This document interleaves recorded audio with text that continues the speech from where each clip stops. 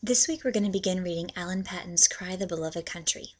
I've chosen this novel as an example of modern narrative because it blends beautiful description, an interesting story, captivating characters, and timeless themes. The author's voice is lovely and distinct, and in different sections the voice and point of view changes. You'll have a longer amount of reading for a couple weeks, but since it's in novel form, I trust it will move much more quickly than the prose passages and not feel too burdensome. During the second week that we read it, I'll ask you to write a rhetorical analysis essay of a passage from the story. And then during the third and final week, I'll give you a short quiz or test on the book, just about 10 short questions to be sure that everyone takes the time to read and think about the story. This week you'll also be doing a multiple choice practice test. Be sure you've read the section in your Cliffs book about the multiple choice section. I assigned this several weeks ago. And note that you should guess on every question, because the College Board no longer deducts points for incorrect answers. In order to give everyone credit for their work on this test and to inspire you to do your best, I'm going to give you a scale grade of somewhere between 80 and 100 based on how well you do. For instance, the lowest score in the class will get an 80 and the highest score will get a 100, and the other scores will fall somewhere in between. Please be honest and take the test within the time limits, without reading the passages before, and without changing your answers after you grade your test. I'll change the weight and the grading of these later in the year, but this seems like a good place to start for your first attempt. This week you'll also be reading an essay of Virginia Woolf's called Portrait of a Londoner, which is about an English woman. I've chosen this one this week because I'd like you to consider the way an author fashions his characters through rhetoric. You'll be considering both the woman in the essay and Stephen Khumalo in Cry the Beloved Country for your discussion board post this week. Next week, I'll ask you to come up with an idea for your narrative or descriptive project. This is the major writing assignment for this trimester.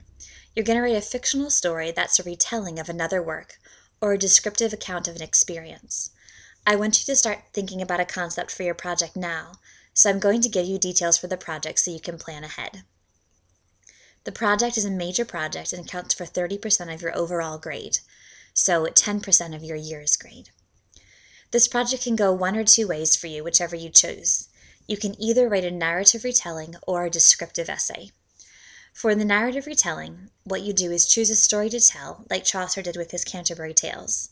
You can choose any kind of story. It could be a fairy tale, a movie, a classic novel, a ghost story, or whatever. Retell the story with a definite purpose in mind. Examples include making a serious story humorous, changing characters, adding a new plot twist, or adding a political, thematic, or moral message. If you choose to write a descriptive essay, I'd like you to choose an event, an experience, or an encounter that you've had or that you can imagine someone having. Or perhaps best would be a combination of the two, something related to your experience but with many additional details, changes, etc.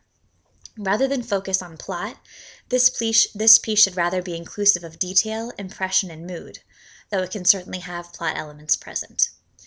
The project should be 6 to 10 pages in length using Times New Roman 12-point double-space font. As you write your story or description, I'd like you to use 10 narrative devices or rhetorical devices, and to footnote each of these, and in your footnote to provide a commentary on which device you're using and the purpose or effect that you believe it has. To insert a footnote in Microsoft Word, use the insert or the reference menu depending on the year. At the culmination of the project, I'd like you to present the narrative to someone you know aloud. Your family is a fine audience, unless you'd like to take it further. Then ask your audience for feedback on the poignancy of your retelling or description and your use of rhetoric throughout. I'll ask you to post on the discussion board and describe your piece's effectiveness and your audience's response to your use of rhetoric. So next week, I'll ask you to submit a 1-paragraph description of what you plan to write about. The following week, you'll need to draft 2/3 of it and exchange it with a partner for peer review. And the following week, your final story and your delivery report post will be due. I hope this will be a fun project and a chance for you to display all you've learned about rhetoric and its powers for description and narration. And if you allow me to, I'll post many, if not all of these, on the website afterwards for everyone to be able to read and enjoy.